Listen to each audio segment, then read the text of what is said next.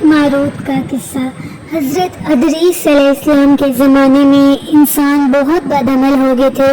فرشتوں نے بارگاہ الہی میں عرض کیا کہ مولا، انسان بہت بدکار ہیں اور یہ خلافت کے لائق نہیں ہیں، انہیں معزول کر دیا جائے یا کم از کم خلیفہ یہ رہیں اور ہم وزیر، تاکہ ہم ان کے بگڑے کام سنبھال لیں۔ اللہ تعالیٰ نے ارشاد ہوا کہ اس کو غصہ اور شہوت دیا گیا ہے جس سے زیادہ گناہ کرتا ہے، اگر یہ چیزیں تم کو ملیں تم بھی گناہ کرنے لگو گے۔ فرشتے بولے کہ مولا کریم، ہم تو گناہ کے پاس بھی نہ جائیں گے خواہ کتنا ہی غصہ اور شہوت ہو۔ حکم ربی ہوا کہ اچھا، تم اپنی جماعت میں سے اعلیٰ درجہ کے پرہیزگار فرشتے چھانٹ لو، ان کو غصہ اور شہوت دے دیتے ہیں، پھر امتحان ہو جائے گا۔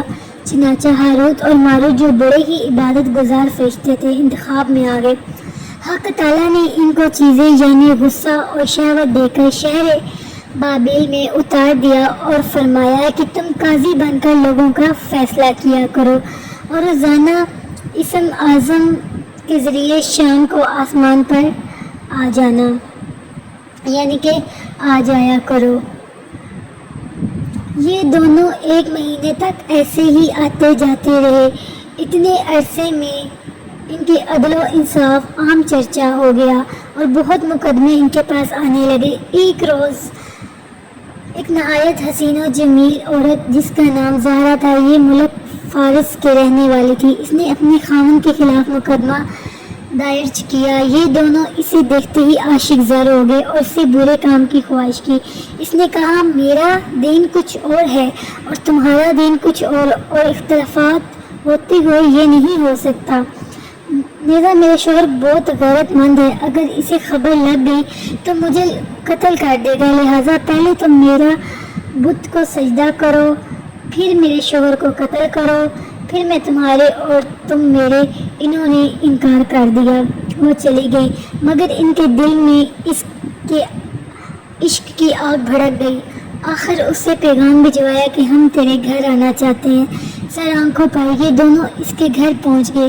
اس نے اپنے آپ کو آراستہ کیا اور ان سے بولی، کیا یا تو آپ لوگ مجھے اسم اعظم سکھا دیں یا بت کو سجدہ کریں یا شوہر کو قتل کریں یا شراب پی لیں۔ انہوں نے سوچا کہ اسم اعظم اسرار الہی ہے، اس کو ظاہر کرنا بہت ظالم، بت پرستی کرنا شرک ہے اور قتل حق العباد یعنی کہ بندوں کو، لاؤ شراب پی لیں۔ چنانچہ شراب پی لی۔ جب شراب پی کر مست ہو گئے تو زہرا نے ان سے بت کو سجدہ بھی کروا لیا، اپنے شوہر کو قتل بھی اور اسم اعظم بھی پوچھ لیا۔